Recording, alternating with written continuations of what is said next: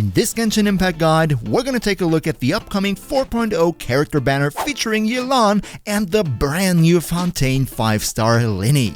We'll go over what they can do, how to play them, which teams would make sense around them, and most importantly, are they worth pulling for, or rather not. So, without further ado, let's jump right into it.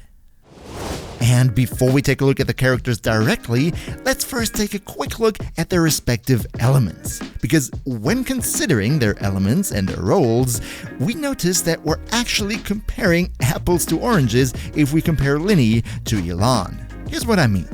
Yelan is a Hydro character, and more precisely, a Hydro off-field DPS. Lyney, in contrast, is a Pyro character, and not just some Pyro character, no, he is an on-field main DPS. Now, purely looking at the elements right here, Hydro is one of the, if not the, best element in the game in the current meta, enabling various reactions like Vaporize, Freeze, Electrocharge, and also it's very essential for Hyperbloom and Burgeon reactions, which are considered basically the best reactions in the game right now. Pyro, on the other hand, while of course not objectively bad, it still isn't as meta-defining as Hydro and more useful in specific scenarios, like let's say in a Overload team against a very big boss who is not being bounced around by the Overload reaction. In those situations, Pyro can be very useful. So, with that being said, right off the bat, we see that Hydro, theoretically and purely meta speaking right here, would be potentially of higher value for your account than Pyro. A point that's even further emphasized when we consider Lyney's and Yelan's roles in the respective teams. So, let's go and finally take a look at the two in more detail now. Yelan is an off-field sub-DPS. I mean, sure, she can be used on-field, but most people agree that this is not her optimal playstyle. What you want to do ideally is just use her for her burst, which works similarly to Xingqiu's, firing multiple homing Hydro projectiles at the enemy that you're currently attacking. It's a long-duration burst, short cooldown, so overall a great skill there.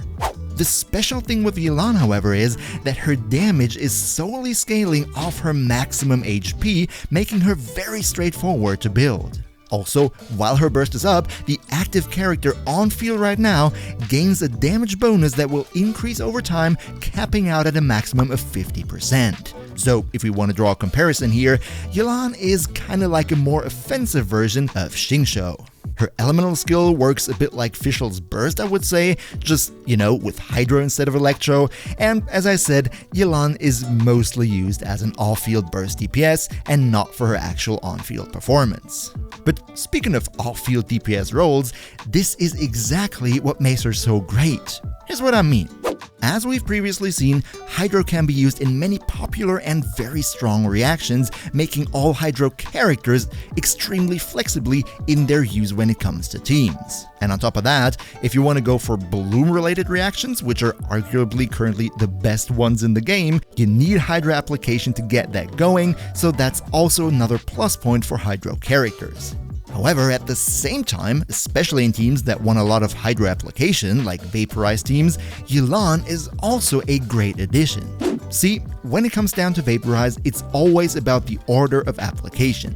As I'm sure most of you know, when you vaporize by first applying Pyro and then Hydro, you get a big 2x damage multiplier on that hit.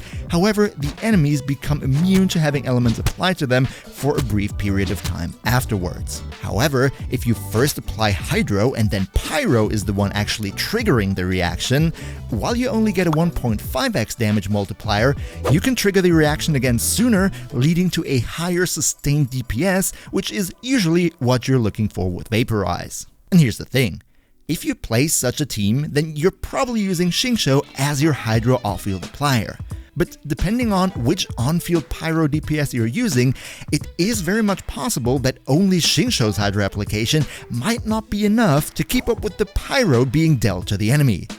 But, and that's a big but, add a Yelan into the team as a second Hydro sub DPS next to Xingqiu, and you will have all the Hydro application in the world to ensure that your Vaporize will be triggered the right way. In general, this Yelan plus Xingqiu combo is extremely busted, and here's exactly why. First of all, having 2 Hydro characters in your team leads to the Hydro Elemental Resonance, giving you plus 25% maximum HP. That is not only good for survivability, of course, but since Yelan's damage scales directly with her maximum HP, that is a big damage buff to her, and also the heal from Xingqiu's Rain Swords also scales with HP, so that's another nice bonus. But I hear you wonder, what if you don't want to play on Vaporized teams and already have a Xingqiu as a Hydro applier? Well, in that case, Yelan can still be used as a Xingqiu replacement on a second team, maybe with a Hyper Bloom or Virgin setup, when doing stuff like Spiral Abyss, where you need 2 fully fledged separate teams. So even in this case, she would be useful for your account. The only situation that I could imagine where you might want to skip her is if you already have multiple off-field Hydro appliers like Xingqiu, Kokomi, or maybe even Mona, and you don't really have the primos right now to go for another one. But then again, she has other features for which you might want to have her, if you know what I'm saying. And while you're down there smashing Benny's burst on the video so YouTube Senpai notices me, cheers for that by the way, let's finally take a look at the guy most of you are probably here for, the magnificent magician from Fontaine, Lyney. Lyney is an on-field pyro main DPS using a bow, and I have my problems with him. But before we get to that, let's first take a quick look at his abilities. Whenever Lyney fires a fully charged shot with his bow, he creates a so-called Grinmalkin hat that taunts enemies into attacking it and gives a distraction kinda like Amber's Baron Bunny, and also at certain intervals it will summon this blade crashing down onto the enemy, dealing additional damage like we saw in the trailer. His elemental skill deals pyro damage to enemies in front of him, and the more charged shots he landed before, up until a maximum of 5, the higher the damage of this elemental skill will be.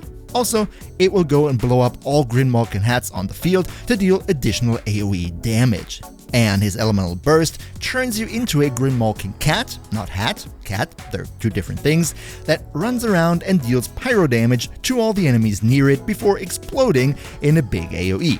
Also, that kinda reminds me of Fischl's burst, just that here at the end there's another big explosion.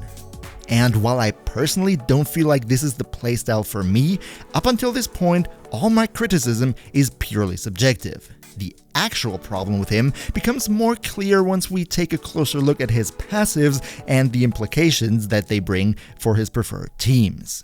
First, whenever you fire a fully charged shot, you will lose a certain percentage of your health while dealing extra damage. However, in this way, your health cannot go lower than 60% of your max HP. Also, when hitting opponents affected by pyro, you get a 60% fat damage boost, and this is the big thing, for every other pyro character in your team, that bonus is increased by another 20% up to a maximum of 100%. Now, what all that means is 2 things. First, given that you'll constantly lose health, Lyney is naturally going to be a more riskier to play character, and also he'll have to be played heavily into charged shots. And this brings a certain problem with it. If you miss a charged shot, you lose out on a significant portion of your damage. Also, some console players, and specifically travelers exclusively playing on mobile, will be turned off by this big time. Believe me, I once did this in a Zuma commission on my phone when you have to aim your shots at the training grounds, and boy was it a pain to play a bow character on my mobile. However, while all of that might already be annoying, the real deal is when we look at his teams. As we just pointed out, to get the maximum damage bonus, Lyney needs 2 more pyro characters in his team. Let's think who that could be. Since Lyney is the on-field DPS and needs to be, well, on the field, all exclusive on-field pyros are immediately out. And when we look at the leftover choices that actually make sense, the only one remaining kinda would be Bennett and Zhangling. Now, first of all, this might sound good, especially with regards to accessibility, but here's the problem that I see with this team. Since Lyney is going to be mainly using charge shots, ideally you want to keep the enemies at somewhat of a distance. However, Zhongling's burst at the same time requires you to have the enemies somewhat close by, otherwise it won't hit and therefore all the damage will be wasted, all while at the same time you ideally don't want to leave the AoE caused by Bennett's burst, because then you'd lose out on his healing and his damage bonus too. Now, what all of this means is you're pretty much forced to have a strong shielder like Zhongli as your fourth party member in order to not be completely overwhelmed in melee combat by the enemy. Now, sure, your Green-Malkin hats will help to distract the enemies from you, but they can only distract an enemy once every 5 seconds, and I'm not sure if that's gonna be enough to completely take the heat off of you. And also, enemies performing their wild attack animations towards the Green-Malkin hat gonna be way harder to hit with your charged shots. I mean, ideally, you'd rather have the enemies frozen and then shoot them, but sadly, with Lyney, that team combination is not gonna be an option. And by the way, in the background right now, you see a similar situation to how I imagine Lyney to play with my Amber right here, and bro, I gotta tell you this, it is stressful. So, what we have with Lyney is a Pyro Hyper Carry who can surely deal tons of damage, but is very limited in his team options and basically impossible to play on mobile, while still being quite challenging and risky for all other platforms. I personally will probably not go for him, but as always, you do you, and who knows, maybe once he's actually out, every concern that I just stated will be completely washed away and he turns out to be an actually really great character. So, let's finally get back to the question from the beginning of the video. Should you pull on this banner, and if yes, who should you pull for? First of all, of course, if you simply and subjectively want to have a certain character regardless of meta or min-maxing, then by all means, do whatever makes you happy. Who am I to tell you otherwise? Beyond that, however, I'd say Lyney is definitely no must-pull character. But who knows, maybe YouTube will find some broken synergies once he's out that I didn't even think about yet. And speaking about Yelan, I personally would say she's not necessarily a must-pull, but definitely provides great value to your team, especially if Xingqiu is currently your only off-field Hydro applier so far. Now, in case you're still somewhat fresh in the game and want to avoid making dumb mistakes, then you absolutely must check out my top 10 beginner tips right here. More character discussions and helpful Genshin guides will be coming soon. So, if you don't want to miss out on those day one, then you might want to consider leaving the channel a sub. Welcome to the crew. I hope to see you again in the next one, and until then, travel smart.